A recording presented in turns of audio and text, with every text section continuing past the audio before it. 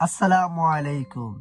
গুনাহ এমন একটা জিনিস, যে গুনাহ থেকে যদি আমরা বাইরেতে না পারি, আমাদের সামনের দিনগুলো কিন্তু চ্যালেঞ্জের মুখে হয়ে দাঁড়াবে।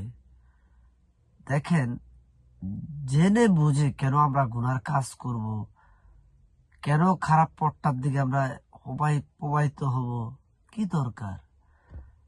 খারাপের থেকে ভালো ভালো ভালো ভালো, আর খারাপের থেকে জিরো থাকা অনেক উত্তম।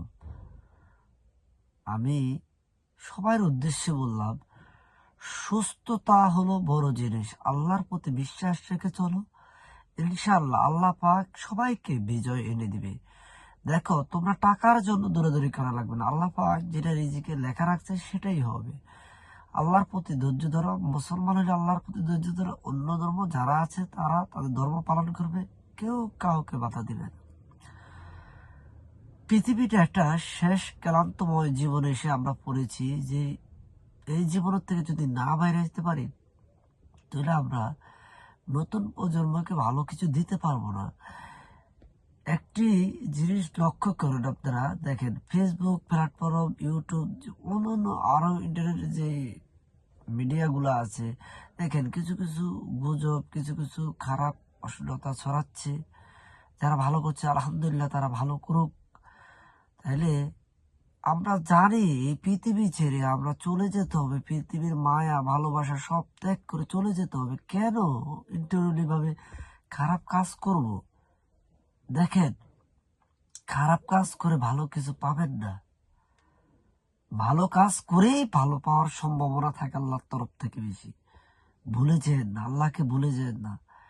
মাটির দিকে তাকিয়ে, আল্লাহর দিকে তাকিয়ে, নবীর দিকে তাকিয়ে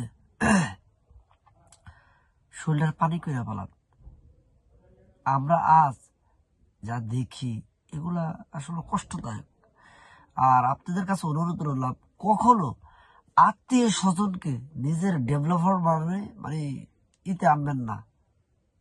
আজও কালো ক্ষতির সম্মুখীন আমাদের হইতে হবে। কেননা আত্মীয় স্বজন আনবেন অন্যজনের ইন্ধনে, সে অন্যদিকে প্রবাহিত হবে। সে বুঝে না যে অন্যদিকে প্রবাহিত হলে তার বিপদ সে নিজে ডেকে আনবে। প্রত্যেকটা মানুষের বোঝা উচিত যে আমরা প্রত্যেকটা জায়গায় কাজকর্ম করতে হলে নিজের মেধা শক্তি দিয়ে কাজ করতে হবে, এবং অন্যের সাপোর্ট নিতে হবে। খারাপ জিনিসটা নেওয়া যাবে না। আমরা তো ভালোর থেকে খারাপ জিনিসটা বেশি নেই বেশি।